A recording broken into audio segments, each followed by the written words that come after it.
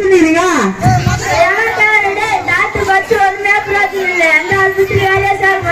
ஒருவேளை நம்ம பித்தலாட்ட வேலையெல்லாம் தெரியுதா சார்?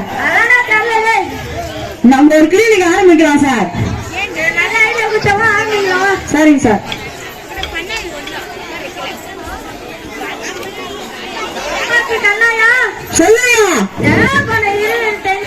சொல்லுங்க இருக்கா ஐயா, சம்பள காசு கொடுங்க ஐயா. சரிங்க ஐயா, சொல்லுங்க ஐயா. ஓகே ஐயா.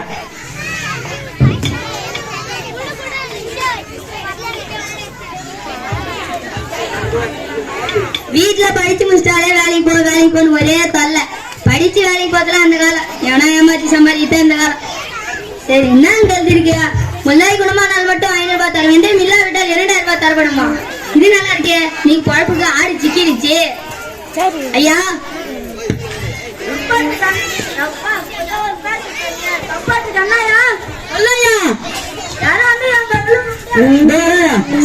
சம்பள காசு வந்துடுச்சு.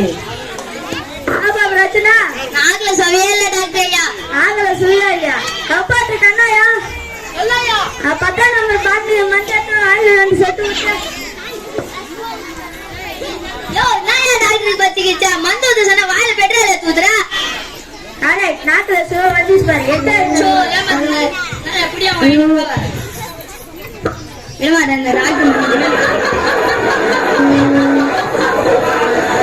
ஐயா, சம்பள காசு கொடுங்க ஐயா. இதான் வந்து அத்தா கொடுங்க ஐயா. நம்ம ஒரு போய் வச்சுக்கலாம். சொல்லுங்க ஐயா. ஒரு பிள்ளைங்க காசு வச்சு யாரு எழுதுறாங்களோ அவங்க ஓகே ஓகே ஐயா. எழுதணும். சரிங்க ஐயா.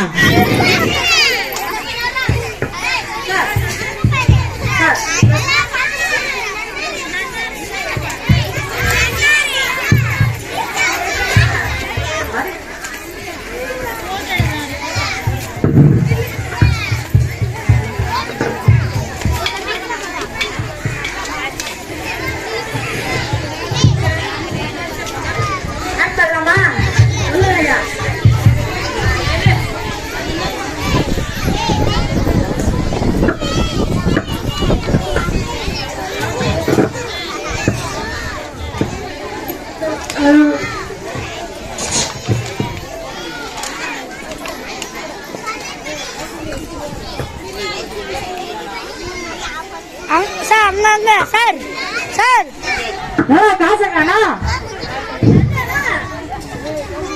சார். காசு என்ன சார் நடுவுட்ட? நீதான் சார் எடுத்து கொடுங்க சார். சரி சார், சரிங்க சார்.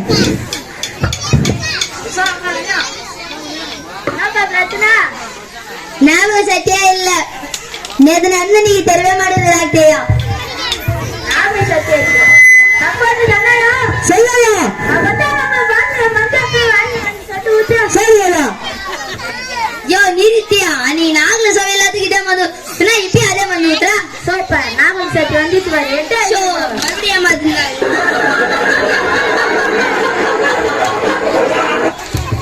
ஐயா, சம்பள காசு கொடுங்க. 2 மாசம் 1 மாசம் வச்சா எனக்கு புள்ள குட்டிக்குதுங்க ஐயா.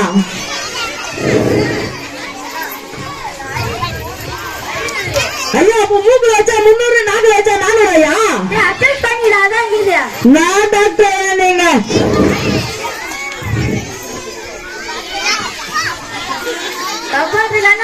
சொல்லையா. ஆமாயா.